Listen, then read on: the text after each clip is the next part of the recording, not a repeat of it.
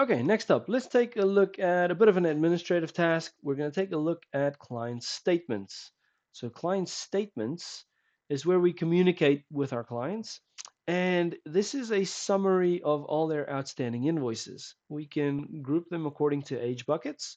So, we can target a specific range. Maybe we're targeting old debt, or we're targeting new debt, or we can just target anything. We can multi-select and choose how to deliver the statements. And we can see only one of them has email, both has WhatsApp. That's why these numbers here differ a bit. But in anyway, let's take a look at our test client with Harvey as the patient. Let's see what a statement looks like. Here we go. So here we have our statement. I'm just going to zoom in a bit so we can see we had a zero balance, and then we had our first sale with the additional information coming through so we can see it. We can see the discounts, but we can also see them highlighted so that the clients understand there's a lot of discount going on here. And then we have our additional sale, and then the last one, which was the package. We can see this is kind of listed as a package. And we have the total due, the age bucket in which it falls, and details on how to pay.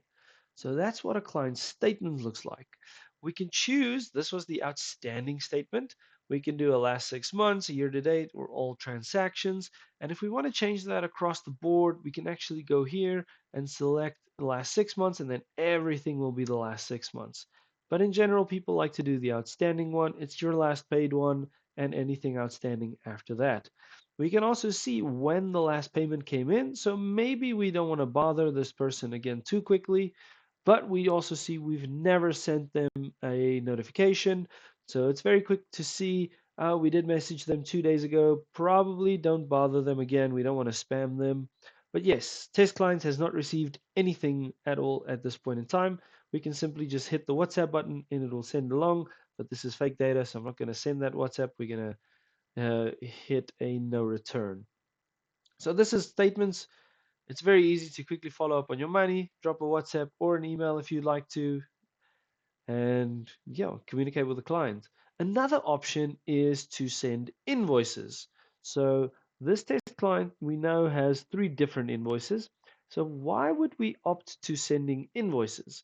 Usually it's when you want to quickly follow up in the last few days on something.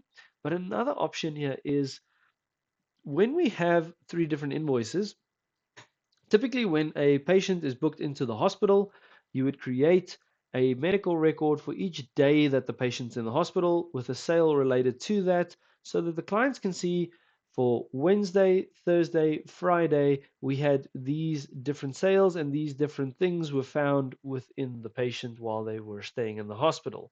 But now you don't want to send 3 individual invoices to them and you kind of want to give them something nicer than just the statement. We can choose to combine these 3 items. So if I hit that button, we come over here, we can say this was the hospital stay for Harvey. Additional notes if you'd like to include them. I'm going to select all 3 of these and we're going to build a combined invoice for Harvey. Now we're pretending he was here for 3 days worth of stays in the hospital and we can quickly take a look at what a combined invoice will look like. This is just a nicer way to represent a single stay, which has 3 different sales it would be in the system. So zooming in again, this is our combined invoice. The client can use either this or their normal reference on file. We can see it's cut out across the days. I'm just zooming out again so we can see this is the Wednesday, the Thursday, the Friday, for example. And we still see all the discount information. And we can also still see this is a package. So the system tracks that through quite well. And here's the summary of all 3 of them and the final that's due. So this is another way you can choose to send a type of invoice to a client. Um, yeah, that's a quick nutshell on how easy it would be to send items to a client. Sorry, I need to just say we can hit the send button over here. We can send that over to the client once we're done creating it. And this is how easy it is to quickly follow up with clients regarding payments. We will record the last sent values here. So we can always see when we're sending something to someone, and we can also see when they last paid, so we don't bother them too much. Yeah, that's a summary of the client statement page. I'm going to stop the video here.